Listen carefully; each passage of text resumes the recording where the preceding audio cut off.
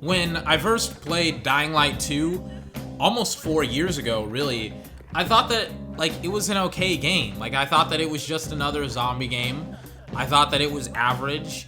I thought that it was a really interesting concept, but the execution wasn't fully there. It was kind of weird to play a game that I was very, very excited about, and it was the same year that The Witcher 3 came out, and I think Batman Arkham Knight, and then also Fallout 4 and Metal Gear Solid 5. Like, a lot of great video games came out in 2015, and I was like, oh, okay, you know, Dying Light, it's before all of these other games. It's an okay game.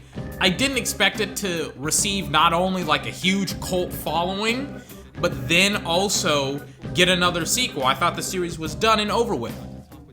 But to my surprise, it did. And you know what? I'm actually kind of happy that it did, because I looked at a lot of the gameplay, and we'll get into the gameplay obviously, but I looked at all of the gameplay and I was pleasantly surprised. The first thing that I was surprised about was the revamped and new parkour in Dying Light 2. If you've never played the Dying Light series, Dying Light is a post-apocalyptic action RPG where it takes place in, yes, yet another zombie world, but it comes with a twist. The game's main mode of transportation, your main way of getting around the map, is via parkour and free running. That trend that you saw early on in the 2010s where you have people jumping from rooftops and stuff like that. It's very, very similar to Assassin's Creed, where you have that character scaling buildings and walls and stuff like that. And as I played that game, Dying Light, I thought that the parkour system was okay. It wasn't really anything. It wasn't Uncharted's climbing system, where it's a lot more dynamic and it's a lot more cinematic, I would say. I played Dying Light and I was like, a lot of the best aspects of the climbing, like the grappling hook, for example, you don't unlock until really the last couple of hours of the game if you're continuously playing the game. I think I played like both story missions and side quest missions. I got a little bit of both in, and it took me a long time to unlock probably the best parkour ability or item in the game. So when I saw the Dying Light 2 gameplay, and I was very, very happy that not only that apparently, I think this is like an early build of the game, but in the early aspects of the game, you can get the grappling hook as well as a paraglider. You have a lift that you can go up and use. You have all of these very, very unique ways of traversing around the map, and it's not just, you know, your character trying to scale a building by himself or using zombies and things like that. The key to the game now is height and elevation to get you off the streets. We know that there's zombies in the streets, so let's get you off the streets. And the level designers have done a really, really good job at designing the city and the levels and the maps to make it so that way your main character is up off the streets and has a chance of getting around the city without having to interact with the zombies. And you have some really, really cool parts of the game where your character is able to enter into a lot of different buildings.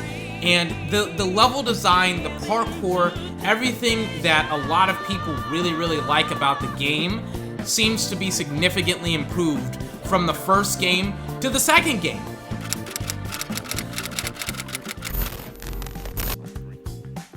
But one of the things that kind of impressed me from this game to the last game was the story. In the first Dying Light, it was a very, very linear story. In my opinion, the story was very, very basic. It was very, very boring. There wasn't anything that really stood out to me. But in this game, they've decided to make it non-linear.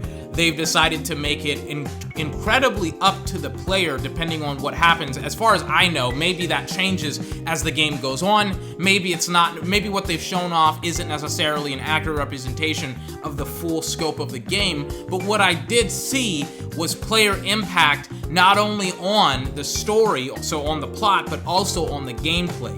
Depending on what you choose throughout the demo, whatever they chose throughout the demo, impacted not only what missions that they would be assigned, but also who would live, who would die, what new areas of the map would be unlocked for the player to explore, and also the impact of your decisions on the characters around you. Some characters would die, some characters would live, certain characters would fall into better relationships with you because of your actions. Other characters would obviously hate you because of your decisions that you did. It was very, very similar somewhat to a Telltale game where certain characters, they look at your interactions with the other characters and with, you know, the game, the world itself, and they decide on whether or not you're a good person depending on which side you kind of side with. I thought that was a very, very interesting part of the game. But at the same token, as great as all of that is, I don't know how much they're going to make the story non-linear and how much they're going to make it linear.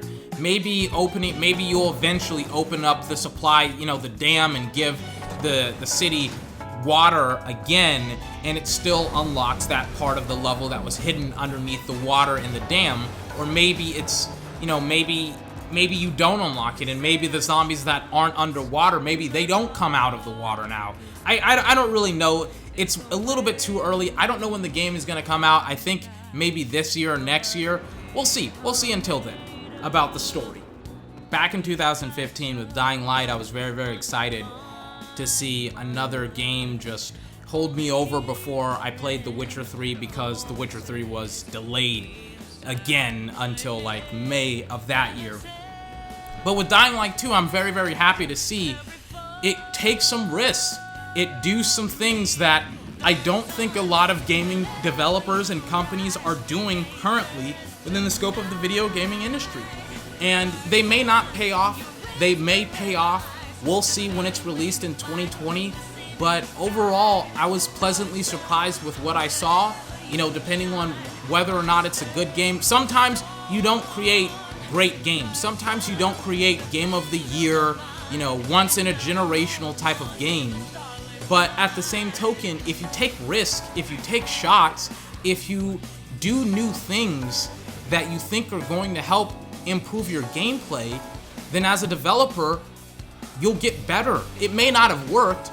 This game may not have been, you know, the next great, like, zombie-based game, but they took shots. And I think that they're going to take some shots that are going to not necessarily hit or stick, but I also think that some of the things that they did or that they showed off at the very least with this game are very, very impressive. And I'm very, very happy to see a developer of a zombie-based game, no doubt, take some risks with their level design, with their gameplay, and even with their story. So congratulations to the developer who's developing the game. I'm very excited to see what the game is all about. We'll see in 2020.